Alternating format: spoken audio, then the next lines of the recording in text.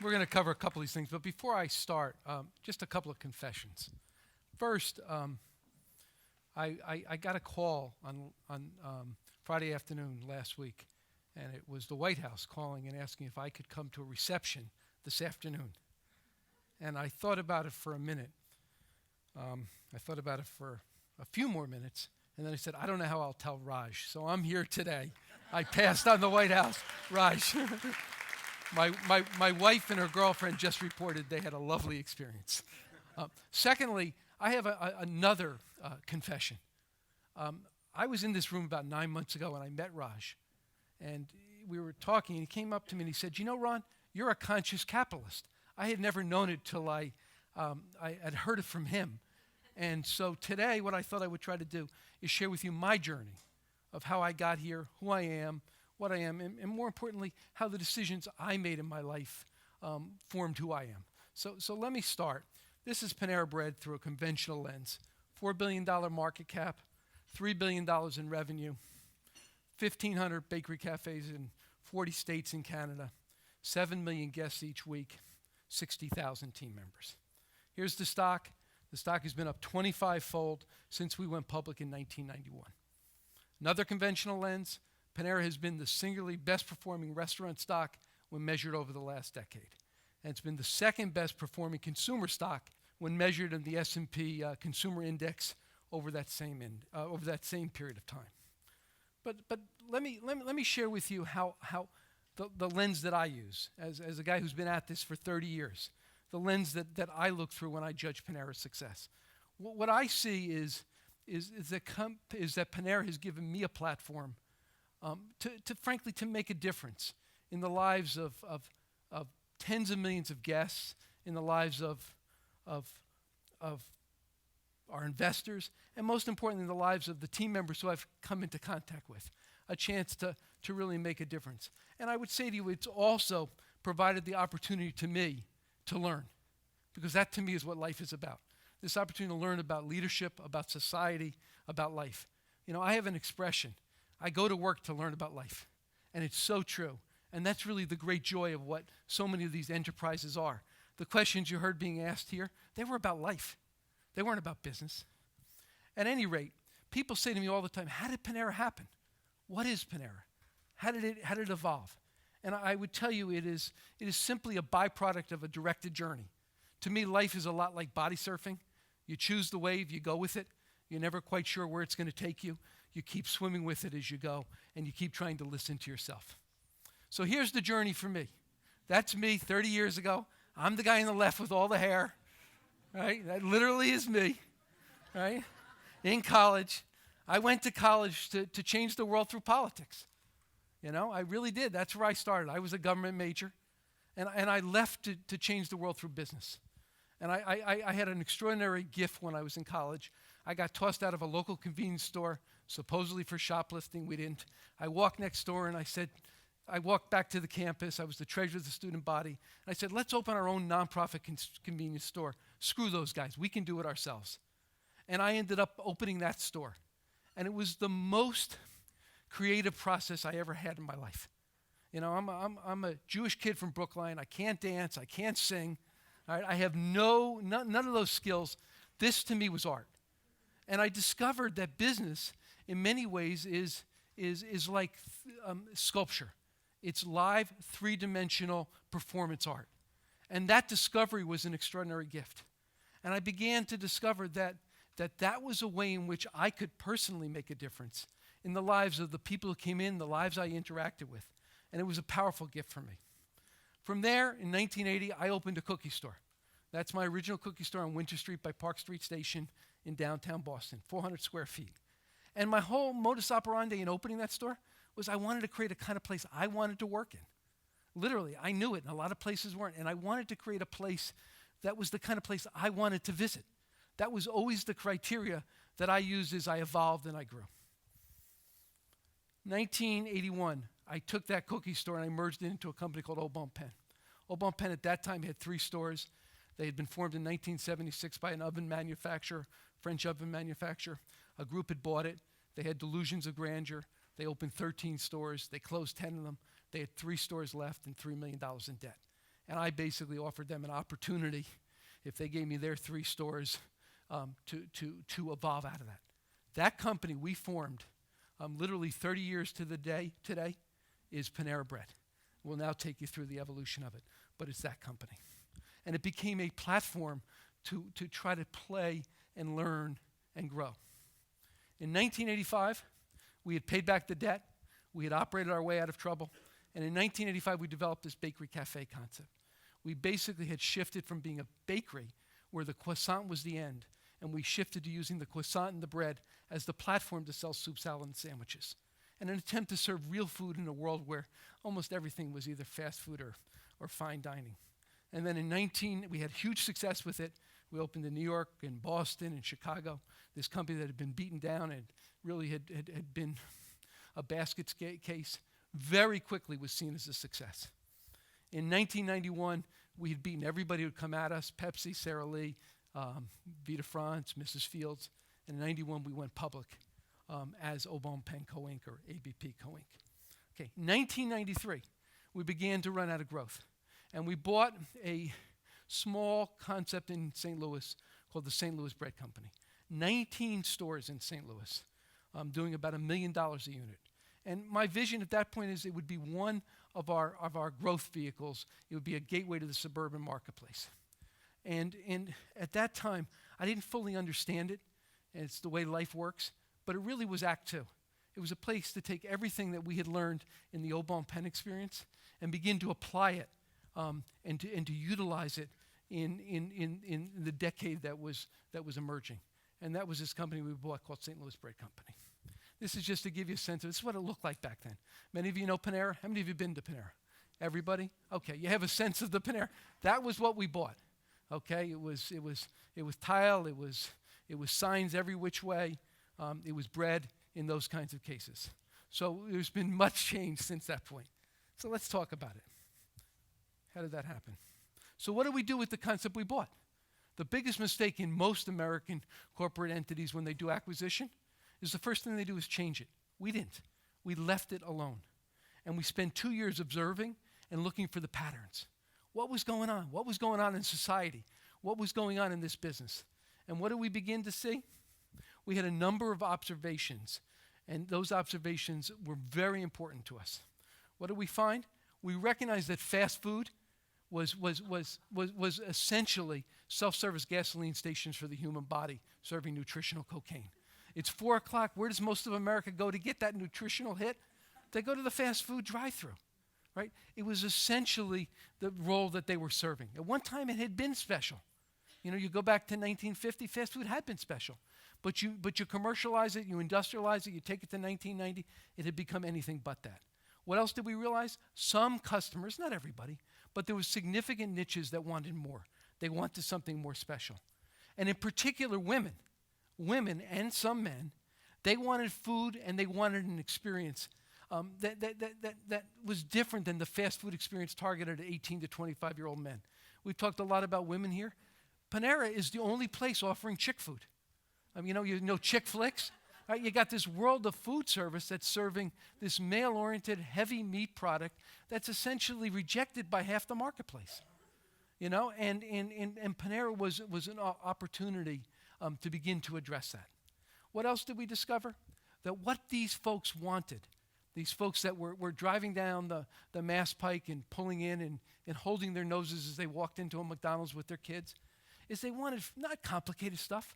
They wanted food that they could respect.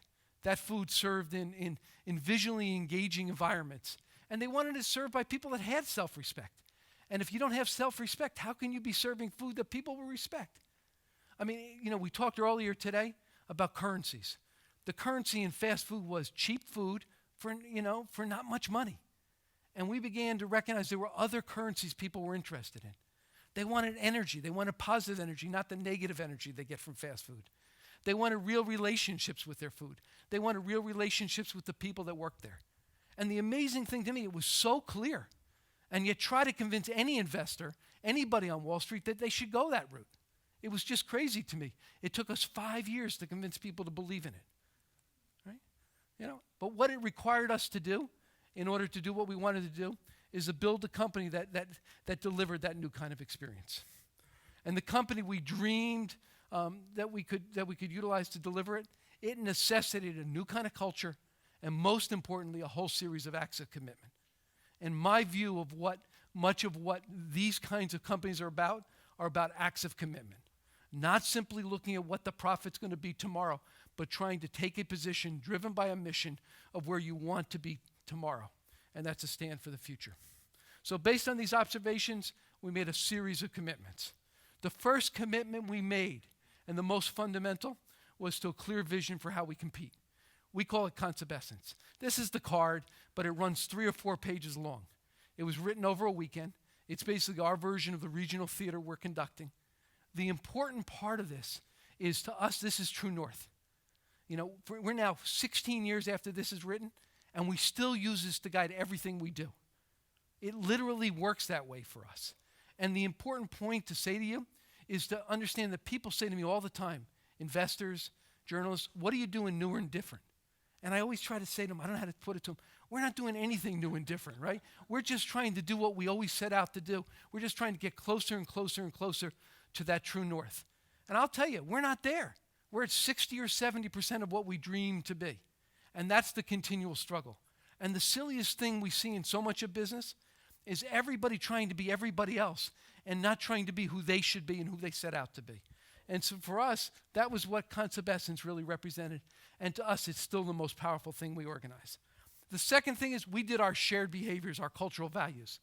But for us, our cultural values weren't aspirational. We actually looked at who we were and what we are, and we put it on a piece of paper so we could record it and share it with other people.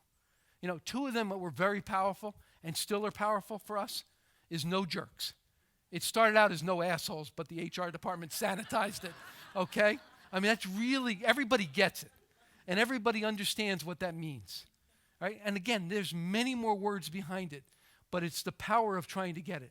The other one that really resonates with me is no shortcuts. The key to Panera is we've been 30 years at the same struggle, and we don't stop. And we keep going at it and going at it and going at it. And almost everywhere you look, you got superficiality. People just grabbing ideas from each other, taking the path that's least resistance, checking it off, and we just keep going at it. And to me, that is a fundamental commitment of how you run a purpose-driven company. You have to stick with it. What else? We committed to the mission as the end. And we recognize that corporate results, the profits, everything everybody measures, they're simply a byproduct.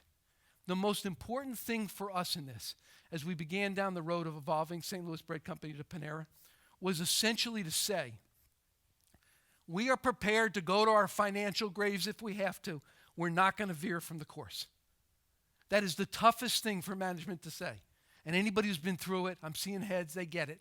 Anybody who's been through it, those are the tough moments. Because when you're in that moment, right, you don't have certainty of where you're going. And all you can do is stick with it and stay with it and go. And I think that's a fundamental thing that drives these companies. And the reason we were able to do it is we were driven by something beyond just that short-term profit. That's not how we measured ourselves, and that's what gave us the permission to bet on the mission as the end. What else? Right? We committed to handcrafted bread. Right? Really important for us. We are the only people in this country that still do handcrafted from fresh dough every single night, every single day in every bakery cafe. Really hard because it would have been so easy to industrialize it out. You know, we make that dough for every cafe every single night. There is 2,000 people that work on making that dough, and we drive 18 million miles a year to get that dough to every cafe every single night. It's that kind of commitment that doesn't make economic sense that actually separates the companies that succeed from those that don't. And you can't do that if you don't come from mission.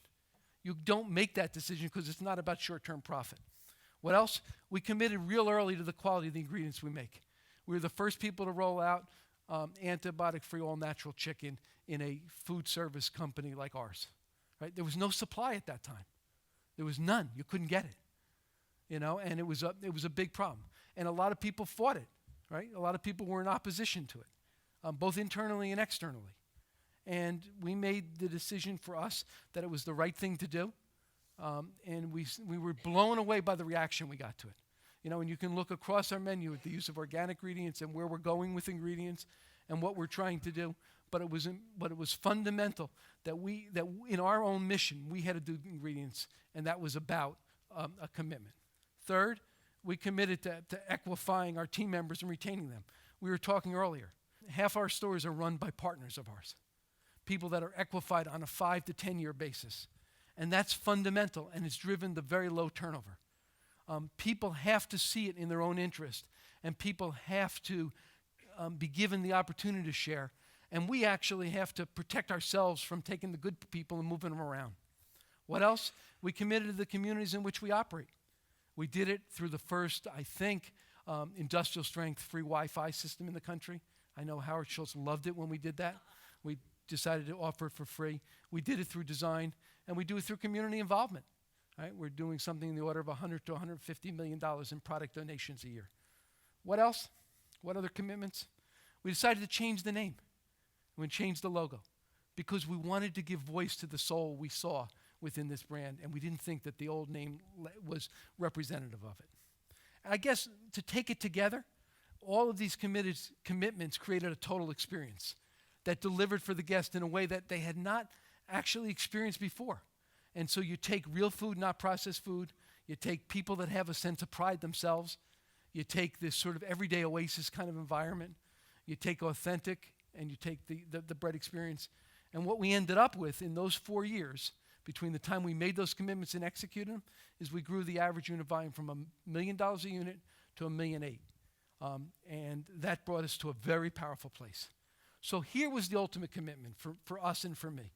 1998, I'm sitting on a beach and I'm kind of down. And why am I down? Because I got this thing called Panera Bread. It's one of 4 divisions of our company. And we've got so-called professional managers in each of them. And I'm looking at it and I'm saying to myself, we have got something that's powerful here. This is the place we put all of our work and all of our effort, and we're going to destroy it. And we're going to destroy it because it is a tough road it's facing. It's got huge growth ahead of it. It's got huge opportunity, and we are going to destroy it if we don't really produce the right financial resources and, most importantly, the right human capital to actually execute that. And a friend of mine looked at me and said, Ron, right, what would you do if Panera owned all those other divisions?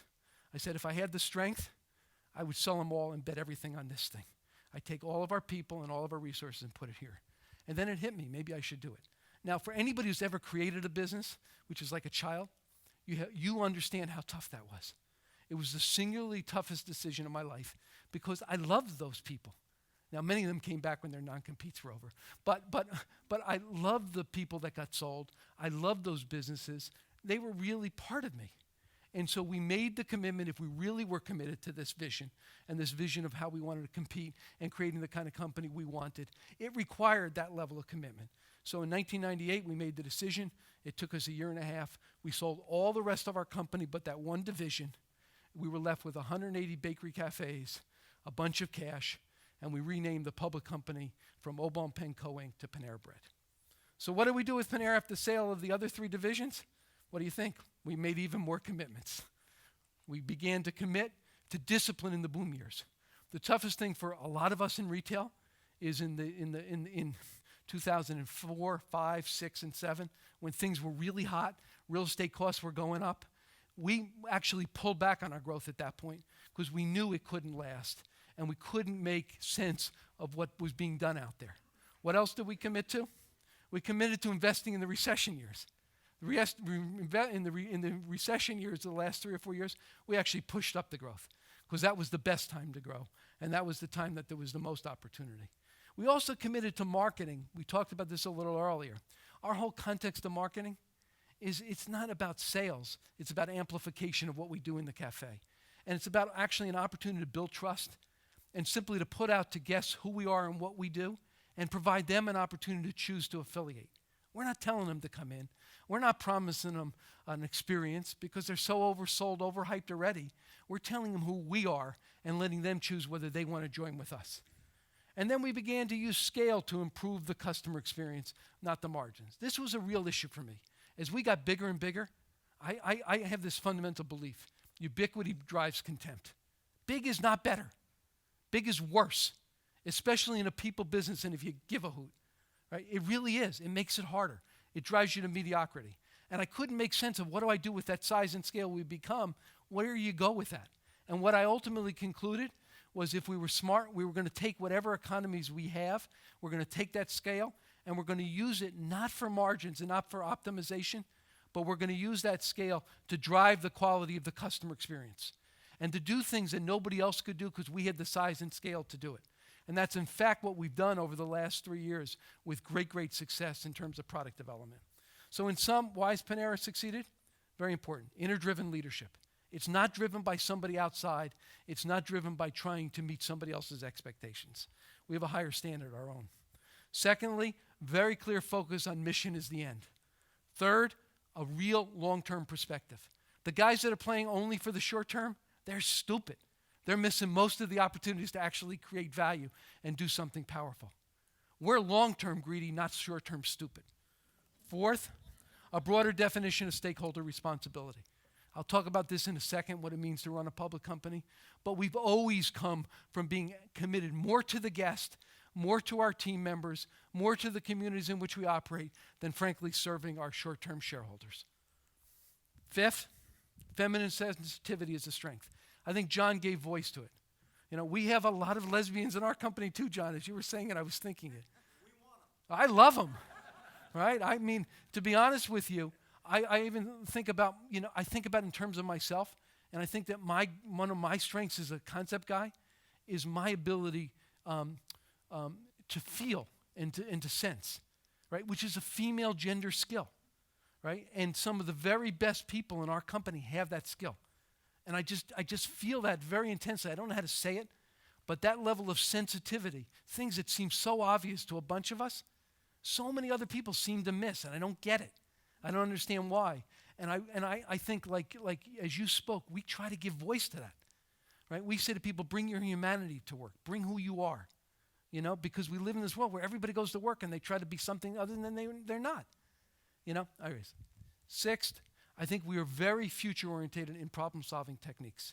We're very committed to taking a stand for the future, choosing what that future is and making that smart bet. And then seventh, we have a culture. It's somebody once described Panera as a 30-year conversation that never ends. It's a culture rooted in learning.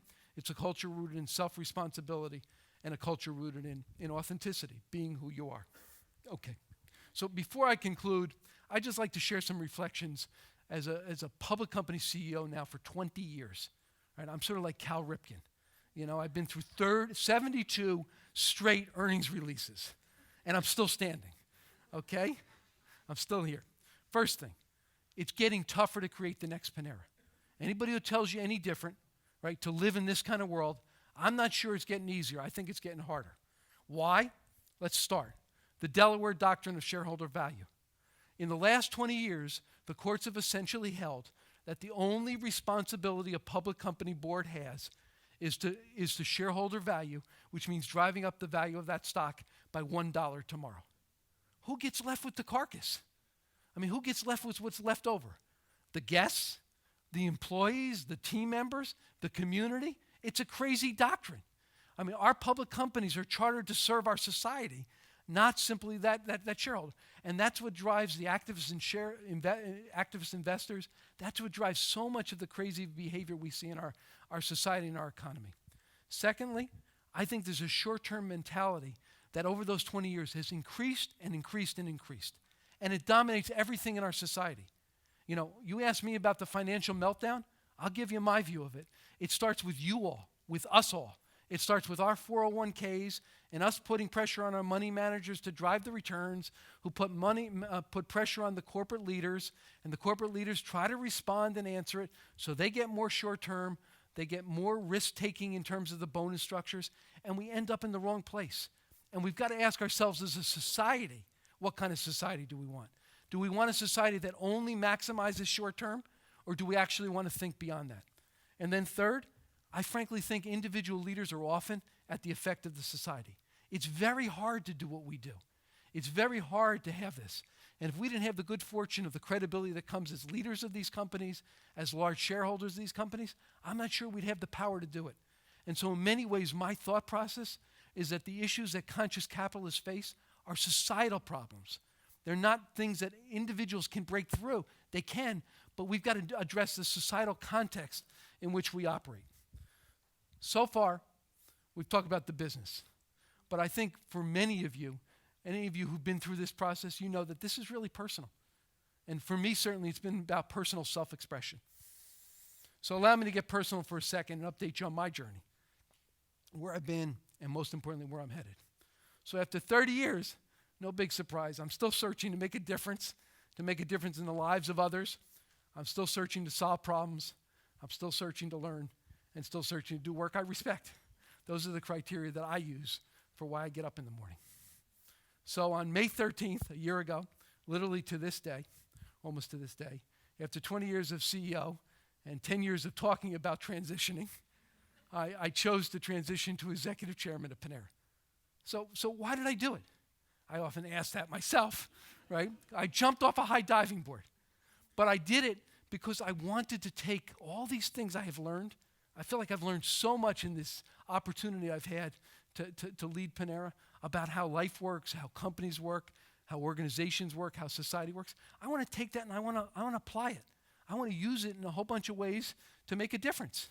So what is it I'm doing, right? You heard it just a little bit, but I'm doing three things. I'm doing something called No Labels, right? It's not a third party. We're not launching a third party. It's not the Bloomberg campaign. It's essentially an application I learned in business to what I think is the problem in our political society. And it starts with an understanding we have fundamental problems. Everybody in this room gets it. We have debt reduction issues. We have energy independence issues. We have education issues. Those are primary issues. We can't solve them because we have a crisis of governance. We have a governance situation where both of our parties are more interested in destroying the other party than actually in solving these problems.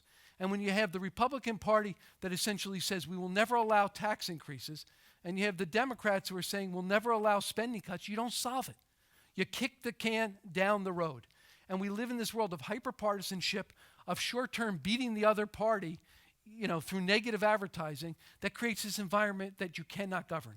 So we're trying to build a movement in this country, and that movement is meant to say we deserve better solutions. We deserve better solutions, and we expect you, Republicans and Democrats, to work on governance and not simply destroying the other party.